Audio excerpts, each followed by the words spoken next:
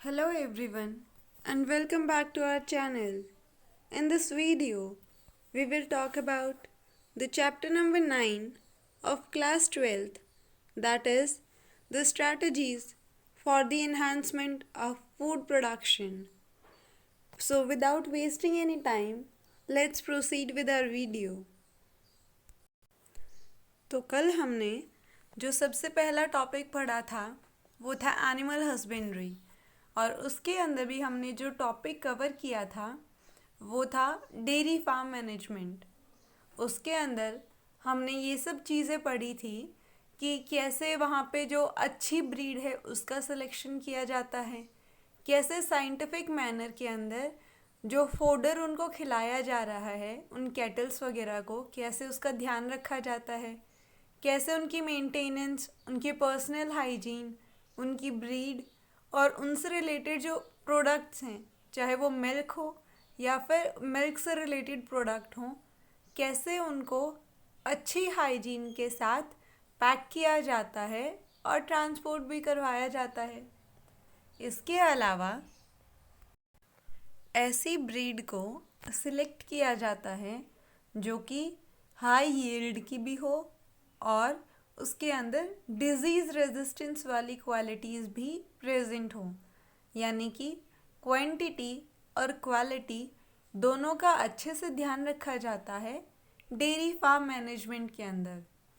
तो अब हम एनिमल हस्बेंड्री की जो दूसरी ब्रांच है that is poultry farm management, उसके बारे में कुछ डिटेल के अंदर पढ़ेंगे। The poultry is a class of domesticated fowl, birds used for food or for their eggs. तो जो पोल्ट्री फार्म है वो एक ऐसी क्लास है जहाँ पे जो बर्ड्स वगैरह हैं उनको डोमेस्टिकेट किया जाता है, यानी कि उनको पाला जाता है, उनको अच्छे से केयर अप किया जाता है। किस चीज़ के लिए ये सब करेंगे हम? खाने के लिए या फिर जो एग्स रिलीज़ होते हैं उनके लिए। जब भी कभी हम एनिमल हस्बेंड्री की बात करते हैं तो वहाँ पे जितनी भी प्रैक्टिसेस करी जाएंगी एट लास्ट वो ह्यूमन बेनिफिट के लिए ही होंगी। तो अगर हम बर्ड्स को भी अगर उनका ध्यान रख रहे हैं, उनको रेज़ कर रहे हैं, तो इसका मतलब अल्टीमेटली कुछ ना कुछ फ़ायदा हमें उनसे भी हो रहा होगा। तो हमें क्या फ़ायदा हो रहा है इनसे? फूड मिल रहे हैं और इसके साथ साथ एग्स भी मिल रहे हैं। They typically include chicken and ducks and sometime turkey and geese. तो नॉर्मली जिन चीज़ों का पोल्ट्री फार्म बनाया जाता है वो कौन कौन सी चीज़ें हैं? या तो वहाँ चिकन मिलेगा या डक्स मिल सकते हैं, और कुछ पोल्ट्री फार्म के अंदर जो टर्की बर्ड्स हैं और जो गीज़ होते हैं वो भी आपको ईज़िली मिल सकते हैं। The word poultry is often refers to the meat of only these bird, but in a more general sense it may refers to the meat of other birds too. तो जब भी हम पोल्ट्री वर्ड का use करते हैं तो normally वो किस चीज़ के लिए रेफ़र किया जाता है? जो हमने अभी ऊपर 4 बर्ड्स की बात करी थी उन्हीं के मीट के लिए रेफ़र किया जाता है। पर अगर हम जर्नली इस टर्म को यूज़ करें तो ये जो बाकी बर्ड्स हैं उनके मीट के लिए भी रेफ़र किया जा सकता है। तो वो मेन 4 बर्ड्स कौन से थे जिनके लिए पोल्ट्री टर्म यूज़ की जाती है? वो थे chicken, duck, turkey and geese.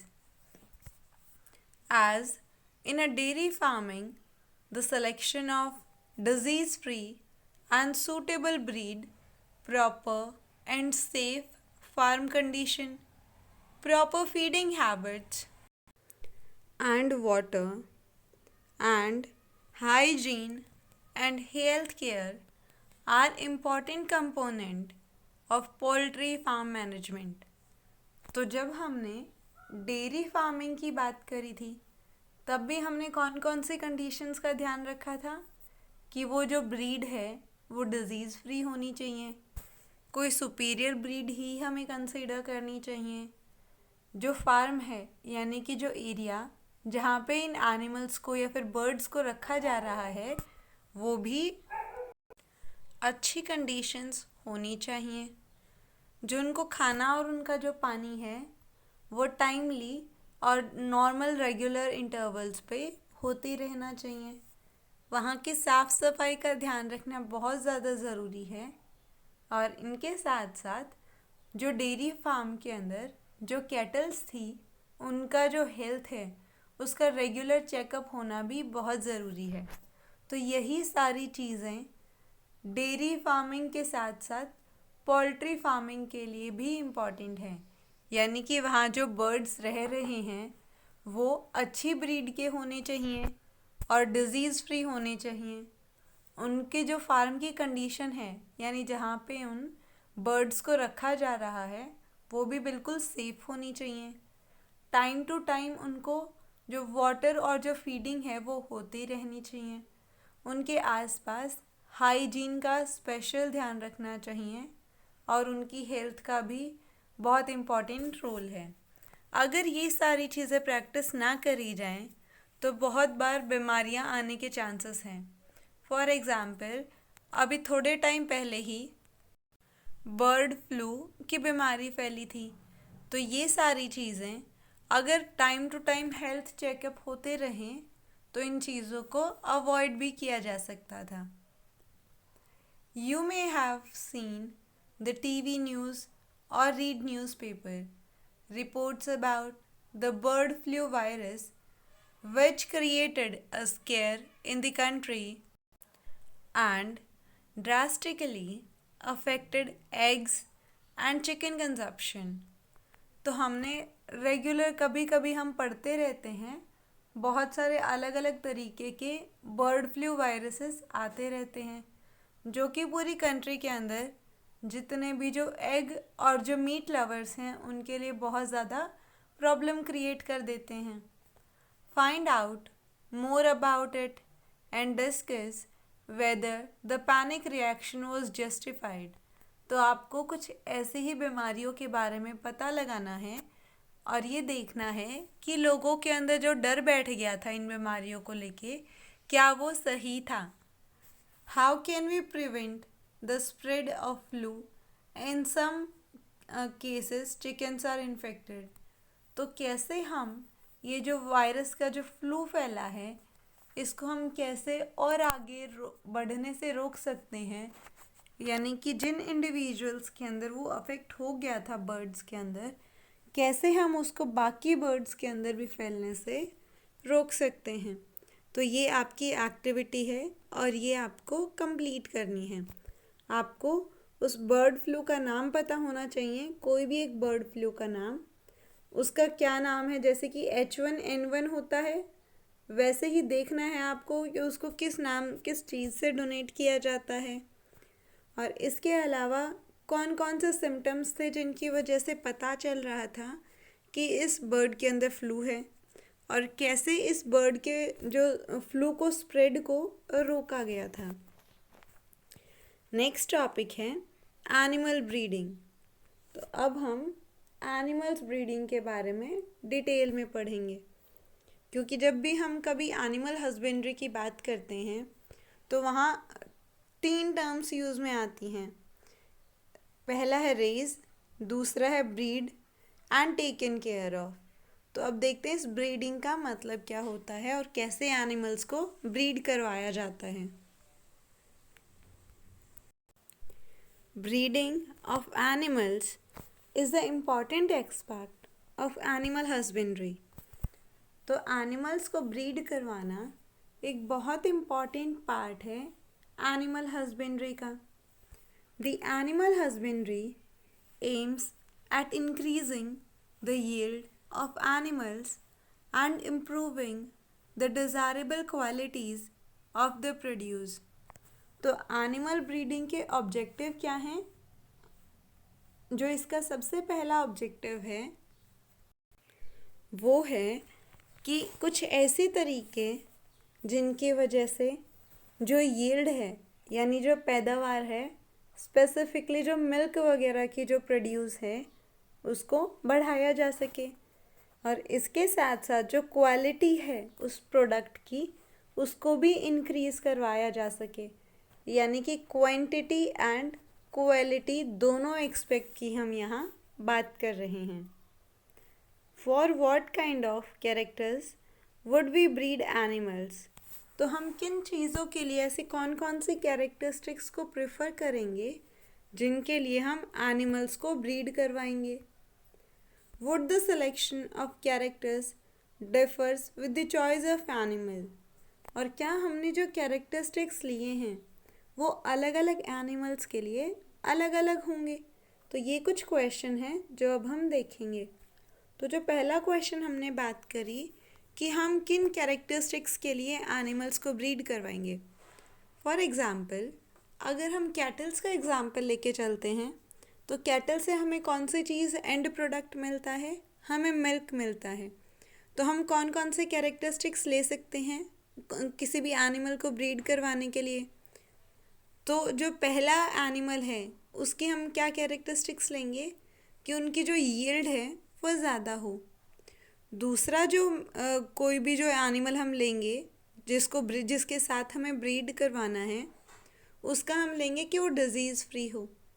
तो फॉर एग्ज़ाम्पल, अगर हमारी काऊ की यील्ड भी ज़्यादा है और वो डिज़ीज़ फ्री भी है, तो वो क्या होगी? एक सुपीरियर फीमेल होगी और वो बेटर क्वालिटी की होगी बाकी सारी कैटल्स के कंपैरिजन में। और ये जो कैरेक्टरिस्टिक्स का जो सिलेक्शन है, ये जो कैरेक्टरिस्टिक्स का जो भी चेंज होगा, सिलेक्शन होगा, वो भी अलग अलग एनिमल्स के अंदर अलग अलग होगा। What do we understand by the term breed? तो हम नॉर्मली ये जो ब्रीड टर्म है इससे मतलब क्या समझते हैं? It is a group of animals related by the descendant and similar in most characters like journal appearance, features, size, configuration, etc. are said to be belong to a breed। तो मतलब breed की definition क्या हुई कि ऐसे animals का एक group जो कि एक ही डिसेंडेंट हो, यानी कि एक टाइप के ही एनिमल का प्रोडक्ट हो, और उनके जो कैरेक्टरिस्टिक्स हैं, जो सिमिलर कैरेक्टरिस्टिक्स हैं, जैसे कि जर्नल अपीयरेंस, उनकी अपीयरेंस कैसी है, कैसे वो मॉर्फोलॉजिकली दिख रहे हैं, उनके फीचर्स, उनका जो जर्नल साइज़ है वो क्या होगा? सिमिलर होगा, मतलब मिलता जुलता होगा। ज़रूरी नहीं है कि वो सेम हो। तो ऐसे ग्रुप के एनिमल्स को हम एक ब्रीड बोलते हैं। तो अगर सिंपल भाषा में बात करें तो इस टाइप की एनिमल्स का एक ग्रुप जो कि पेडिग्री के अंदर उनके डिसेंडेंट सेम हो। हम पेडिग्री के बारे में और डिसेंडेंट्स के बारे में चैप्टर नंबर 5 के अंदर भी पढ़ चुके हैं। पेडिग्री का मतलब होता है उस फैमिली का पूरा एनालिसिस, बहुत उनके जो पुराने एंसेस्टर्स हैं वहाँ से लेके पूरा उनका जो भी कैरेक्टरिस्टिक्स है, उनकी जो भी पूरी फैमिली है उसके बारे में इंफॉर्मेशन। तो वैसे ही ये भी उनके जो डिसेंडेंट होंगी वो एक दूसरे से रिलेटेड होने चाहिए। उनके जो जर्नल फीचर्स हैं, जो जर्नल कैरेक्टरिस्टिक्स हैं, जैसे कि उनकी अपीयरेंस, उनका साइज़, उनकी कॉन्फ़िगरेशन, वो भी एक दूसरे से मिलती जुलती होनी चाहिए, तभी हम उनको एक ब्रीड बोल पाएंगे। Find out about the names of the common breed of cattle and poultry in the farms of your area. तो अगर आप चाहो तो ये एक छोटी सी एक्टिविटी हो सकती है कि हमारे आसपास जितने भी जो कैटल्स वगैरह हैं उनकी कौन कौन सी जो ब्रीड है वो यहाँ मौजूद है। ब्रीड को हिंदी में हम नस्ल भी बोलते हैं। और इसके अलावा भी हम जो पोल्ट्री के अंदर भी जो बर्ड्स वगैरह हैं उनकी भी ब्रीड के बारे में पता लगा सकते हैं वहाँ से पूछ के। When breeding in between animals of the same breed, it is called as inbreeding, while crosses between different breed are called outbreeding। तो जब ब्रीडिंग एनिमल्स में यानी कि सेम ब्रीड के एनिमल्स के बीच में अगर ब्रीडिंग हो रही है तो हम उसको बोलेंगे इनब्रीडिंग। वहीं अगर वो क्रॉसिंग दो अलग अलग ब्रीड में हो रही है तो हम बोलेंगे उसको आउटब्रीडिंग। अगर सेम ब्रीड में हो रहा होगा ब्रीडिंग तो वो इनब्रीडिंग, और अगर वो अलग अलग ब्रीड के अंदर हो रहा है तो वो आउटब्रीडिंग। यानी सेम नस्ल के दोनों एनिमल्स हैं तो वो इनब्रीडिंग है, और अगर वो डिफरेंट ब्रीड के डिफरेंट नस्लों के अगर वो एनिमल्स को हम ब्रीड करवा रहे हैं तो वो है आउटब्रीडिंग। तो एक बार हम दोबारा से रिवाइज कर लेते हैं कि हमने अभी तक क्या क्या पढ़ा है। हमने आज सबसे पहले पोल्ट्री फार्मिंग के बारे में पढ़ा। पोल्ट्री फार्मिंग में हमने ये पढ़ा कि वहाँ पे जो बर्ड्स वगैरह हैं, स्पेसिफिकली जो चिक है, डक है, गीज़ है, इन सब को रखा जाता है ताकि इनसे जो एग हैं और जो मीट है उनका प्रोडक्शन उनको हो सके। जो पोल्ट्री वर्ड है अगर जर्नल टर्म में हम बात करें तो वो इन्हीं 4-5 बर्ड्स के लिए किया जाता है, पर अगर जर्नल टर्म में बात करें तो वो बाकी सारे बर्ड्स के लिए भी यूज़ में हो सकता है।